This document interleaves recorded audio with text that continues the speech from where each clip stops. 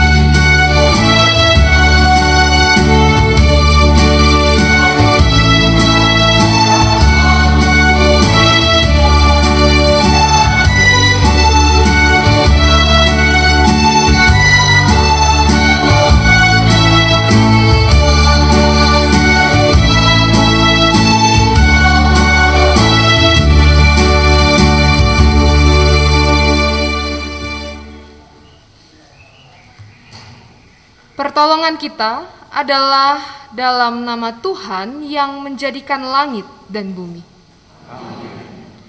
Kasih karunia dan damai sejahtera dari Allah Bapa, Anak dan Roh Kudus menyertai saudara-saudara. Nats pembimbing dalam kebaktian pada minggu hari ini terambil dari Kisah Para Rasul 4 ayat yang ke-32. Yang demikian bunyinya. Adapun kumpulan orang yang telah percaya itu, mereka sehati dan sejiwa, dan tidak seorang pun yang berkata bahwa sesuatu dari kepunyaannya adalah miliknya sendiri, tetapi segala sesuatu adalah kepunyaan mereka bersama.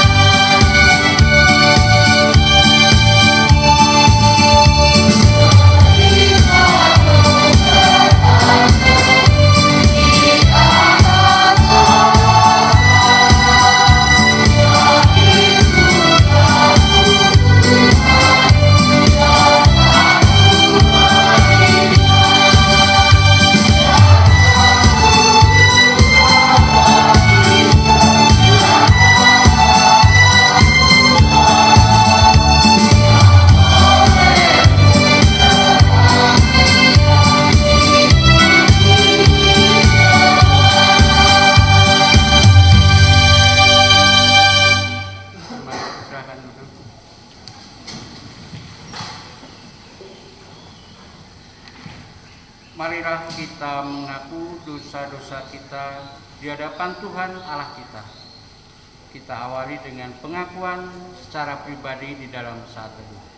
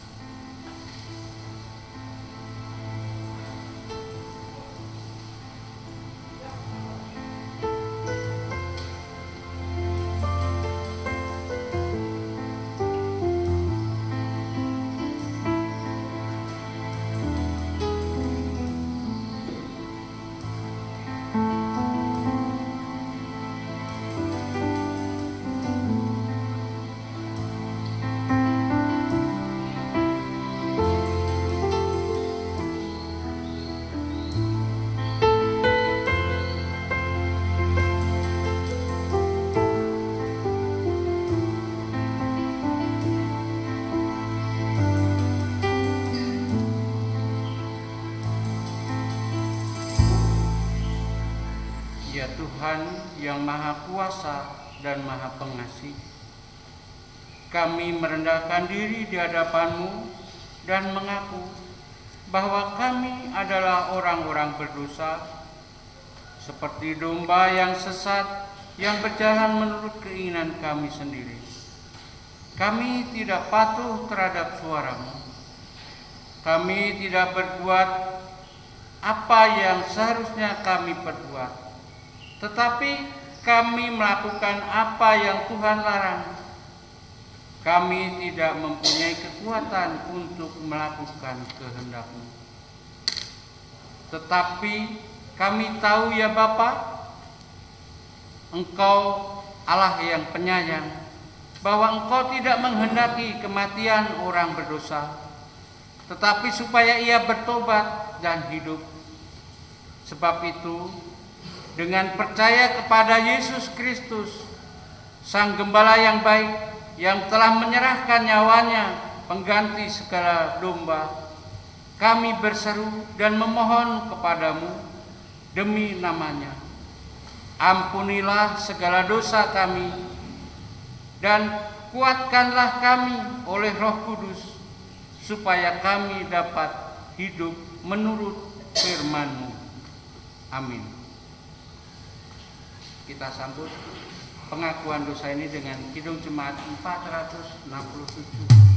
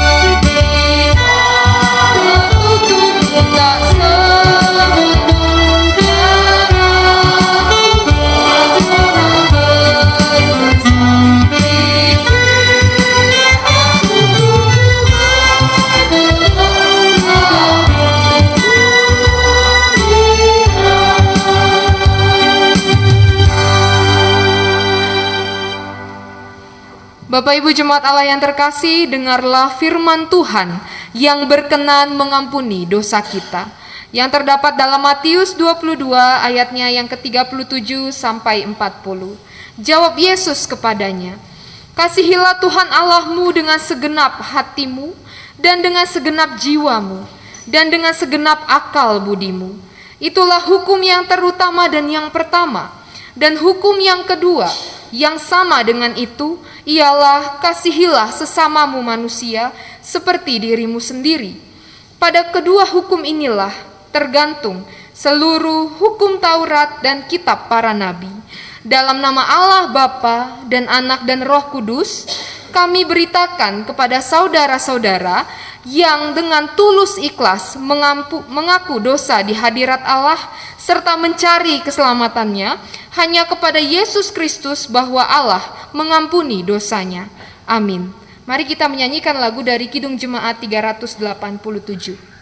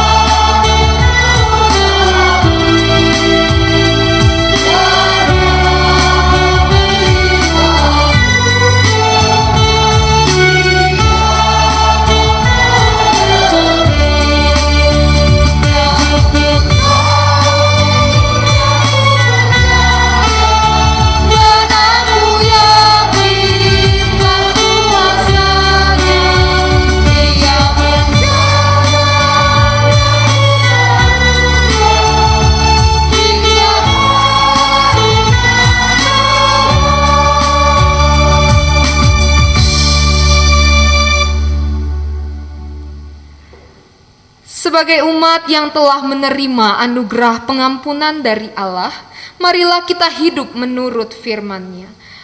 Firman Allah berkata di dalam Yohanes 13 ayatnya yang ke-34 sampai 35. Aku memberikan perintah baru kepada kamu, yaitu supaya kamu saling mengasihi. Sama seperti aku telah mengasihi kamu, demikian pula kamu harus saling mengasihi. Dengan demikian semua orang akan tahu bahwa kamu adalah murid-muridku, yaitu jikalau kamu saling mengasihi. Mari kita merespon dengan menyanyikan lagu Kidung Jemaat nomor 400 baitnya yang pertama dan ketiga.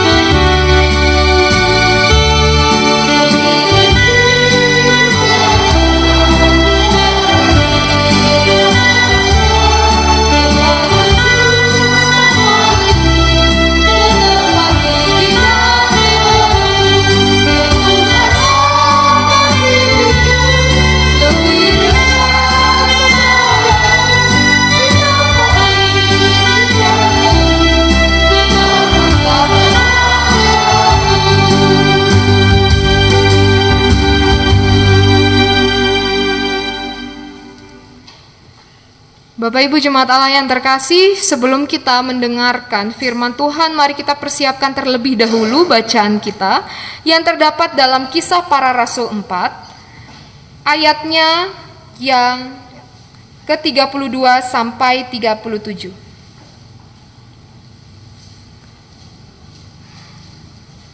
Kisah Para Rasul 4, ayatnya yang ke-32 sampai 37.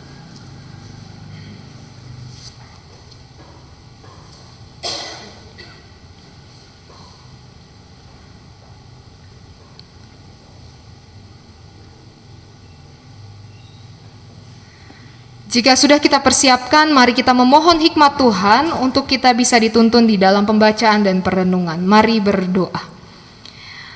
Terima kasih Bapa, jika di pagi hari ini Engkau bangunkan kami dalam keadaan yang baik dan sehat. Terima kasih karena Kau mampukan kami untuk bisa melangkah hingga tiba di gedung gereja ini. Sebentar kami mau mendengarkan firman Tuhan dan merenungkannya. Kami memohon hikmat-Mu untuk bekerja di dalam diri kami. Kiranya Roh Kudus-Mu menguasai pikiran dan hati kami, agar kami sungguh-sungguh menerima firman ini, mencermatinya dan menjalankannya di dalam kehidupan kami. Biarlah kami melihat firman ini bukan sesuai dengan apa yang kami inginkan, tetapi sesuai dengan apa yang kami butuhkan, sesuai dengan apa yang kami butuhkan dalam perjalanan kehidupan kami. Kami serahkan Tuhan untuk pembacaan dan perenungan kami di pagi hari ini ke dalam tangan-Mu. Biarlah Engkau yang memberkati dan memampukan kami, juga hamba-Mu yang akan menjadi penyalur firman-Mu. Biarlah hamba-Mu sungguh-sungguh dipakai hanya sebagai alat, dan hamba-Mu memohon hikmat-Mu untuk bisa bekerja di dalam hamba-Mu, agar hamba-Mu mengatakan apa yang benar di hadapan Tuhan dan di hadapan jemaat-Mu. Inilah doa kami kepadamu ya Bapa, di dalam nama Yesus Kristus kami mengucap syukur. Amin.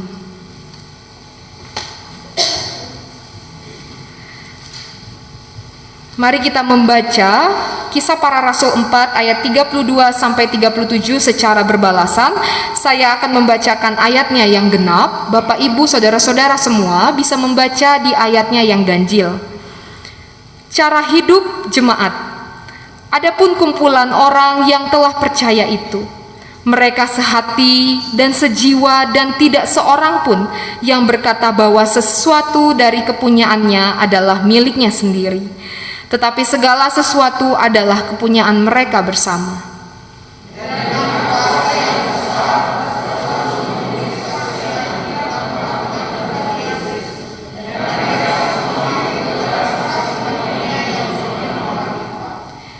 Sebab tidak ada seorang pun yang berkekurangan di antara mereka, karena semua orang yang mempunyai tanah atau rumah menjual kepunyaannya itu, dan hasil penjualan itu mereka bawa.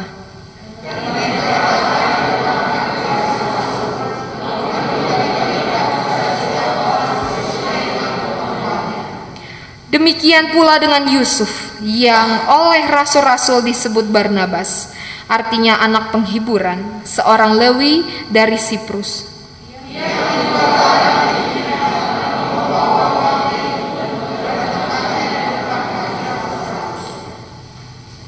Berbahagialah orang-orang yang mendengarkan firman Tuhan serta memeliharanya di dalam hidupnya. Haleluya.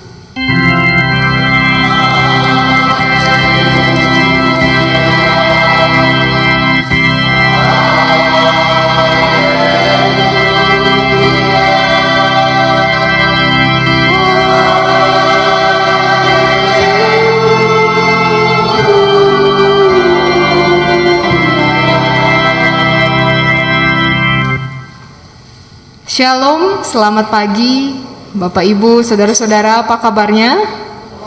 Luar biasa. Semoga semua yang hadir dalam keadaan yang sehat dan dalam keadaan yang baik. Saya mau sedikit bercerita tentang suatu pengalaman ketika melayani di GKP Gunung Putri. GKP Gunung Putri berada di Klasis Bogor. Papa saya dan juga keluarga seringkali mengadakan pelatihan keterampilan di komunitas-komunitas di gereja-gereja, dan salah satunya waktu itu di GKP Gunung Putri. Waktu itu pendetanya bahkan sampai saat ini adalah Ibu Pendeta Leli Frida Yohanes. Jadi saat itu Papa saya diminta untuk bisa mengadakan pelatihan keterampilan bagi kaum perempuan di GKP Gunung Putri. Sudah lama bahkan sebelum pandemi ini. Lalu Ibu Leli sampaikan bahwa keterampilan itu adalah kegiatan untuk mencari dana dalam rangka pembangunan gereja. Jadi kalau biasanya gereja mendapatkan bantuan, biasanya langsung dibelikan bahan bangunan dan lain sebagainya. Tapi berbeda, ketika mereka mendapatkan bantuan dana, justru dana itu diolah menjadi modal untuk mengadakan keterampilan bagi kaum perempuan yang hasilnya nanti akan dijual dan akan diberikan untuk pembangunan gereja kembali. Dan hari itu disampaikan bahwa yang hadir hanya kaum perempuan GKP Gunung Putri yang jumlahnya 20-30 orang. Maka papa saya dan juga keluarga mempersiapkan bahan dan alat-alatnya sesuai dengan jumlah 20-30 orang.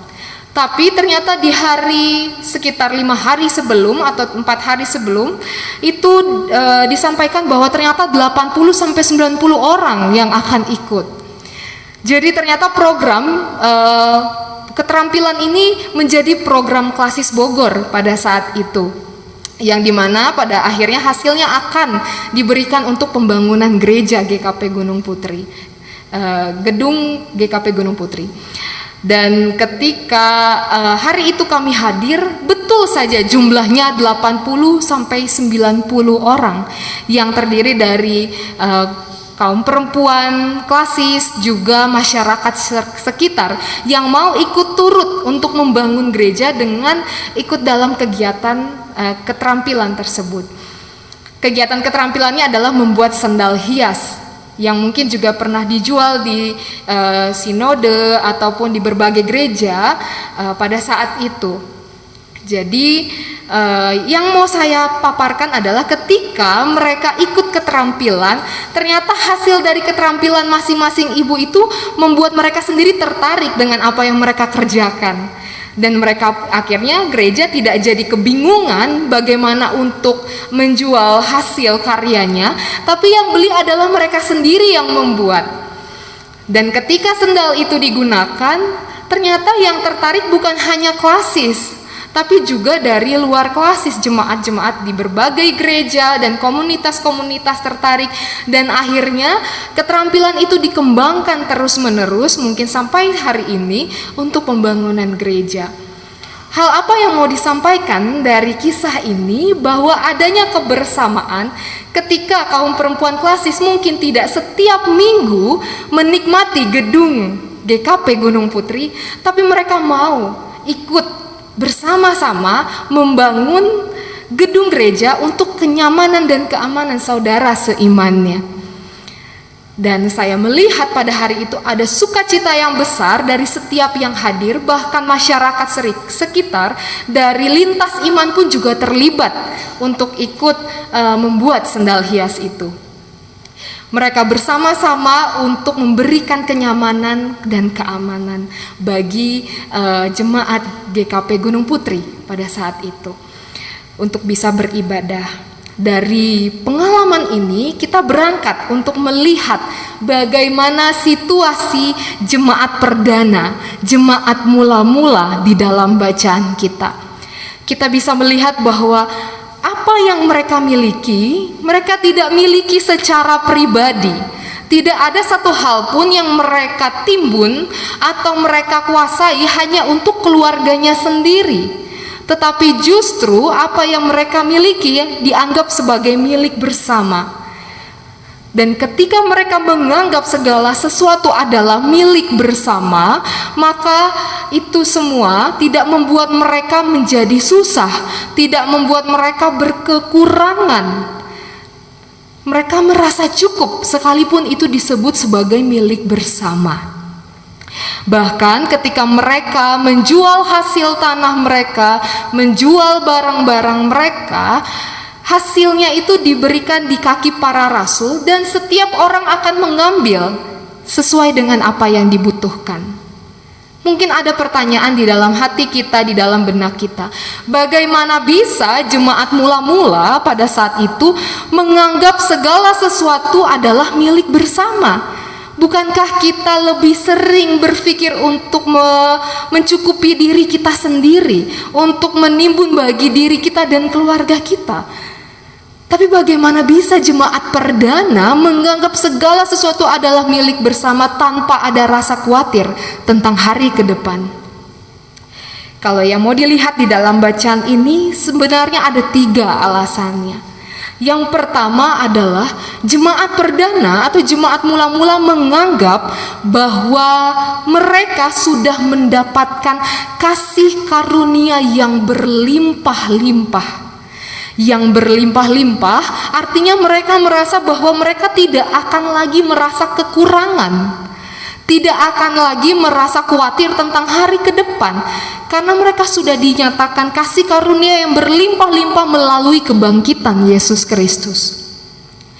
Dan karena mereka merasa sudah diberkati dengan kasih karunia yang berlimpah-limpah, lalu yang kedua, karena mereka merasa bertanggung jawab terhadap berkat yang sudah diberikan kepada mereka.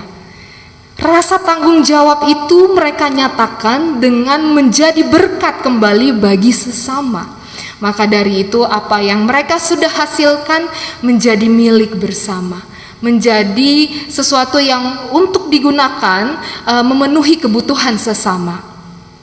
Lalu alasan yang ketiga, karena mereka memiliki sikap rendah hati.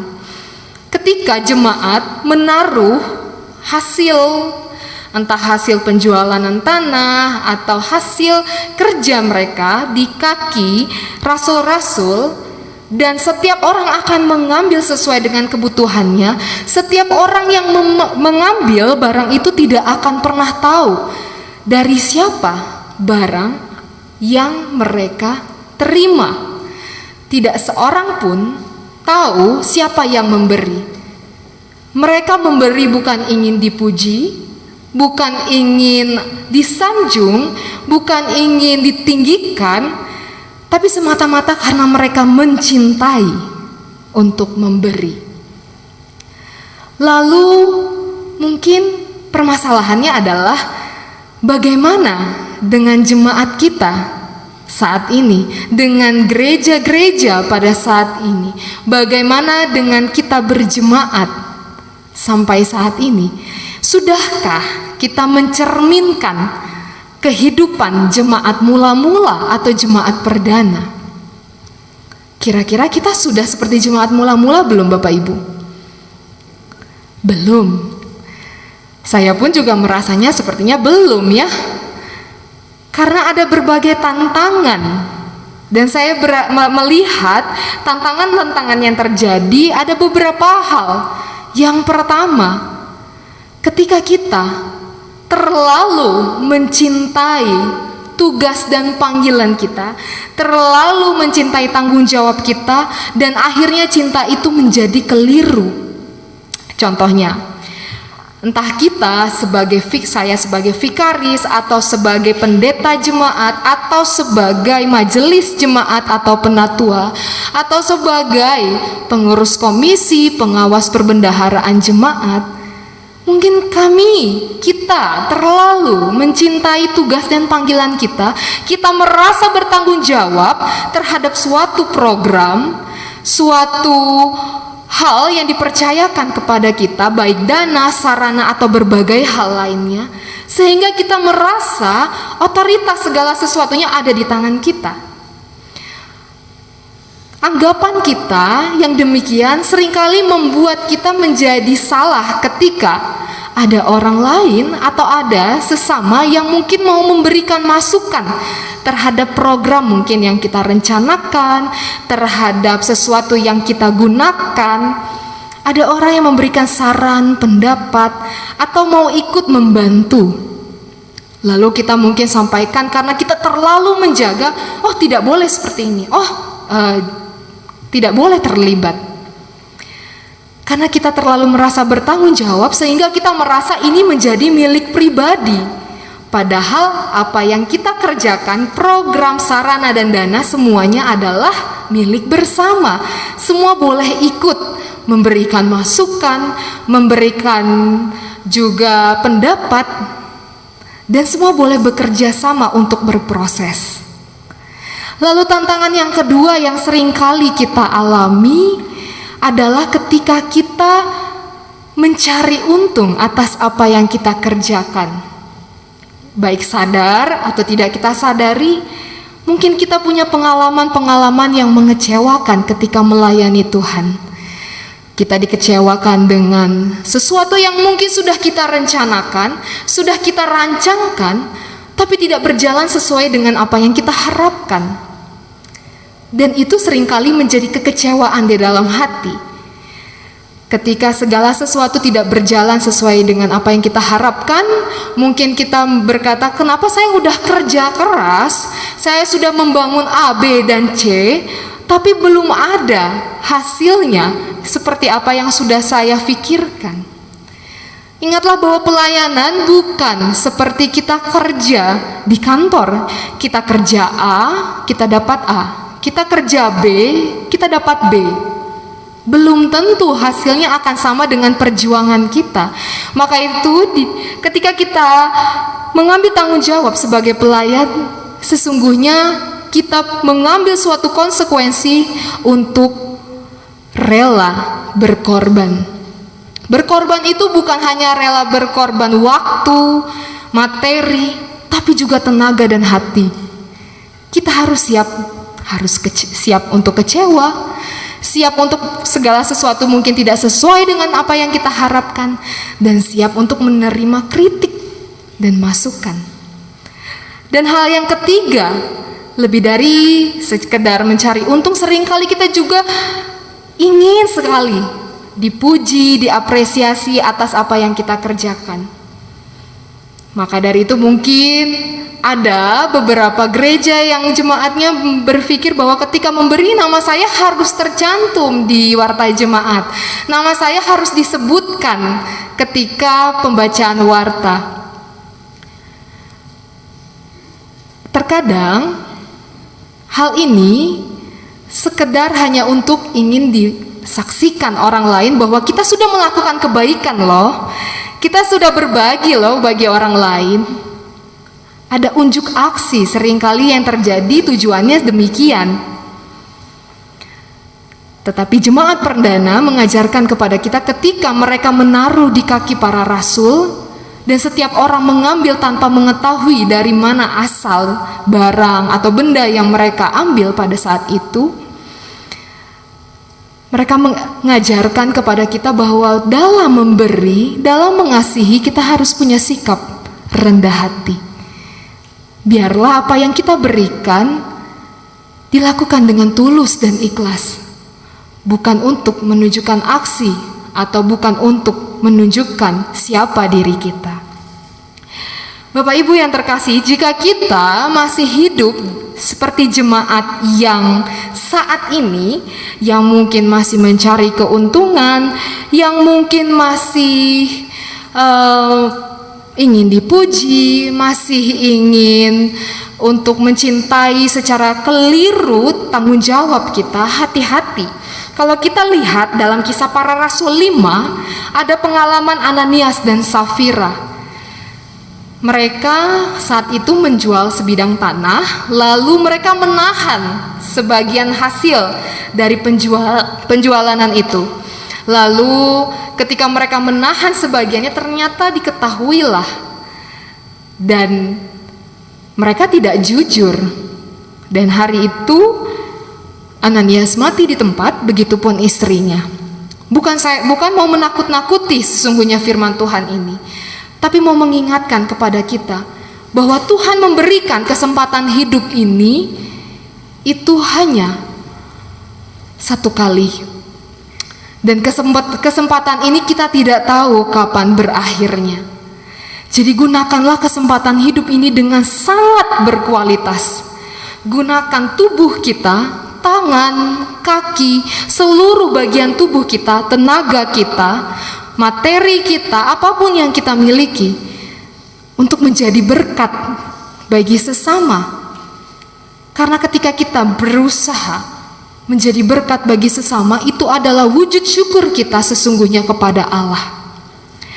Mother Teresa mengatakan bahwa yang terpenting bukan seberapa besar atau kecil jumlah yang kita berikan, bukan tentang besar kecil apa yang bisa kita berikan, tetapi seberapa besar kita mencintai untuk memberi. Bahkan seorang tokoh juga mengatakan bahwa engkau dapat memberi tanpa mencintai, tapi engkau tidak bisa mencintai tanpa memberi. Artinya memberi itu punya cakupan yang luas. Sekalipun kita tidak kenal orang di sekitar kita, kita bisa untuk memberi. Tapi ketika kita mengatakan kita mencintai, mengasihi seseorang, tapi kita tidak mampu berbagi, maka cinta itu menjadi sia-sia. Maka dari itu pada saat ini firman Tuhan mau mengajak kepada kita, mari kita menghayati kebangkitan Kristus dengan menggunakan kecukupan hidup kita sebagai jalan untuk memberi kepada sesama, sebagai jalan untuk memenuhi kebutuhan sesama.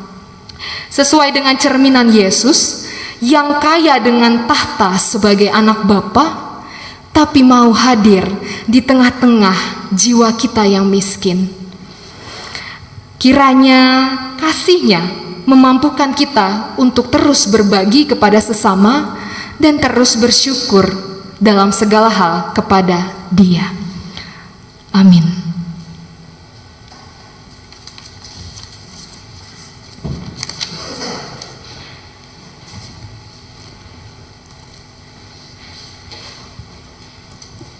Bapak Ibu jemaat sekalian, kami undang untuk bangkit berdiri.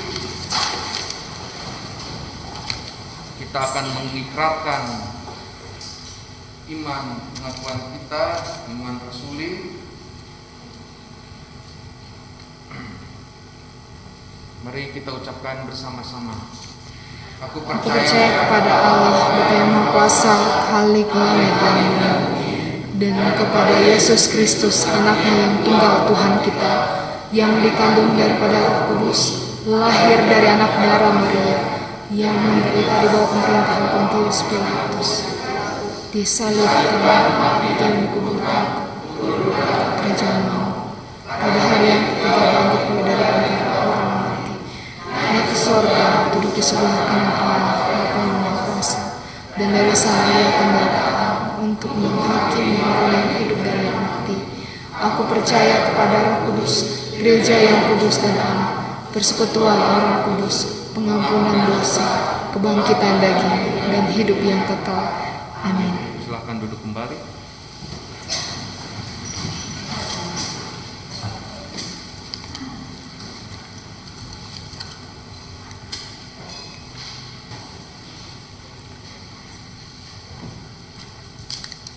Mari kita membawa harapan-harapan kita dan juga pergumulan kehidupan kita, rasa syukur kita di dalam doa syafaat. Mari kita berdoa. Ya Allah yang pengasih dan penyayang, terima kasih Kau ingatkan kepada kami bahwa kami telah menerima kasih karunia yang berlimpah-limpah. Ajar kami untuk merasa cukup bagi setiap rakyat. Tuhan, kami ada berbagai pergumulan yang mungkin tidak dapat kami ungkapkan satu persatu, tapi kami percaya Tuhan yang tahu pergumulan kami pribadi lepas pribadi. Kami juga pada saat ini mengucap syukur karena Tuhan telah menambahkan 1 tahun bagi kami yang berulang tahun dari tanggal 5 sampai dengan tanggal 11 April ini. Bagi saudara Julita, bagi Bapak Rebo Marpaung, Ibu Titin Libertin, Ibu Eji Madelina Purba, Ibu Ervi Boru Siregar, dan setiap kami yang Tuhan tambahkan usianya, kami bersyukur untuk usia yang baru. Biarlah kami boleh semakin bertanggung jawab, kami semakin dewasa dalam iman dan perbuatan, dan kami semakin terus memuliakan dan memuji-muji nama Tuhan. Tuhan Yesus, pada saat ini kami akan menutup doa syafaat ini dengan doa yang Kau ajarkan bagi kami semua. Bapa kami yang di sorga, dikuduskanlah namamu, datanglah kerajaan-Mu, jadilah kehendak-Mu di bumi seperti di sorga. Berilah kami pada hari ini makanan kami yang secukupnya, dan ampunilah kami akan kesalahan kami, seperti kami juga mengampuni yang bersalah kepada kami. Dan janganlah membawa kami ke dalam pencobaan, tetapi lepaskanlah kami daripada yang jahat. Karena Engkaulah yang mempunyai kerajaan, kuasa, dan ketika Tuhan sudah memberkati kami, maka kami juga berharap untuk bisa menjadi berkat bagi orang lain. Kiranya ketika kami berusaha menjadi berkat bagi sesama, itu juga menjadi rasa atau wujud syukur kami kepada Engkau. Bapa di surga, di pagi menjelang siang hari ini, kami mau berdoa bagi setiap kami yang belum bisa hadir dalam kebaktian, baik di gedung gereja atau mengikuti secara online. Entah baik kami yang karena kelemahan tubuh, karena sakit, karena kami harus dirawat di rumah sakit ataupun di rumah. Kau berkati kami, terkhusus jemaat-Mu, Ibu Roni, Bapak Yusuf, Saudari Apriyati, dan Bapak Libert Siahaan. Dan setiap kami yang tidak diucapkan namanya satu persatu, tapi kami dalam kelemahan tubuh. Kami mohon urapan-Mu, jamahan-Mu bagi tubuh kami yang sakit. Biarlah dengan bilur-bilur Tuhan, dengan kuasa Tuhan, kami boleh disembuhkan, juga melalui makanan minuman dan melalui kasih sayang dari keluarga yang mengurus kami. Kau beri kesabaran bagi anggota keluarga yang mendampingi kami, agar mereka terus dengan sukacita dan damai sejahtera mendampingi kami hingga kami pulih. Tuhan, kami juga berdoa bagi setiap kami, kaum lansia, kaum lanjut usia. Walaupun kami tidak bisa mengikuti kebaktian secara langsung di gedung gereja ini, dan kami mungkin hanya mengikuti melalui online, kami mohon hikmat Tuhan agar kami tetap sabar, kami tetap dapat mengikuti kebaktian dengan baik dengan melalui online ini. Kau tetap pelihara kesehatan kami, kekuatan kami untuk dapat terus bersukacita memuliakan nama Tuhan. Kau berkati juga untuk setiap kami, janda duda yatim piatu, Tuhan, seringkali kami sulit menjalani kehidupan ini. Kami tidak sanggup dan tidak mampu untuk melangkah. Tapi kami percaya iman kami yang kuat di dalam Tuhan menguatkan kami untuk tetap melangkah dan menghadapi hari demi hari. Kau terus berikan kami perlindungan-Mu, Kau terus berikan kami semangat-Mu agar kami tetap melangkahi hidup ini dengan sukacita. Kami berdoa Tuhan untuk setiap kami keluarga lepas keluarga dalam pergumulan ekonomi, dalam pergumulan relasi keluarga, juga setiap kerinduan kami, baik kerinduan kami kehadiran seorang anak, maka hadir untuk memiliki rumah, kendaraan, dan lain sebagainya. Biarlah apa yang menjadi harapan kami, pergumulan kami, Tuhan mendengar dan Tuhan menjawab dengan jawaban yang terindah sesuai dengan apa yang menjadi kebutuhan kami. Ajarkan kami untuk sabar, ajarkan kami untuk kuat, dan ajarkan kami untuk melihat pergumulan dan persoalan hidup kami sebagai pelajaran bagi diri kami untuk terus berharap kepada Tuhan. Bapa di surga, kami juga berdoa untuk setiap pelayanan-pelayanan yang berlangsung di gereja-Mu. Terima kasih karena Tuhan telah memampukan untuk kebaktian komisi kategorial bagi komisi perempuan dan juga kebaktian tengah minggu boleh berjalan dengan baik di minggu ini.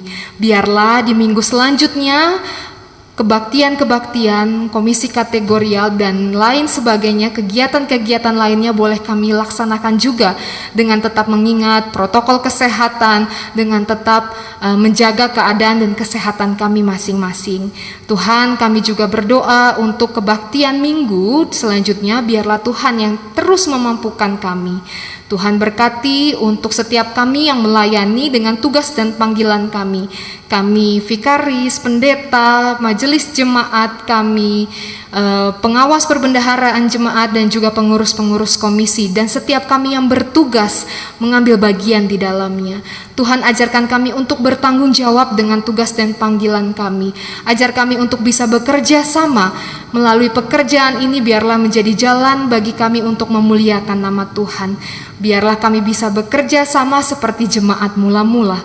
Dan kami juga berdoa Tuhan untuk saudara-saudara kami yang dalam bencana alam dimanapun daerahnya Tuhan, ataupun dalam pergumulan untuk gedung ibadah bisa dibuka dan lain sebagainya. Kami mohon atas kuasa-Mu, biarlah Kau mampukan saudara-saudara kami juga untuk bisa melewati pergumulan-pergumulan yang ada. Kau tetap hiburkan, Kau tetap kuatkan.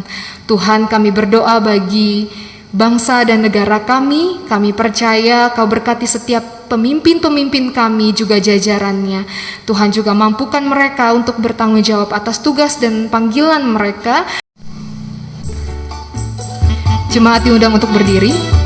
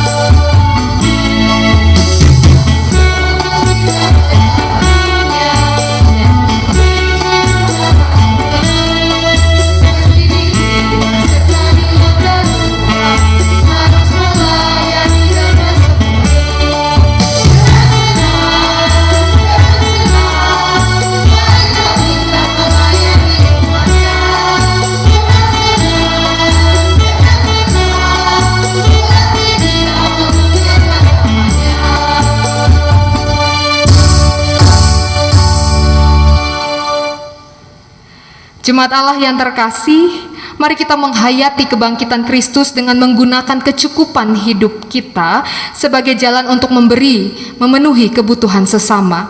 Dan kini terimalah berkat dari Tuhan. Kasih karunia Yesus Kristus dan kasih Allah dan persekutuan Roh Kudus menyertai saudara-saudara. Amin.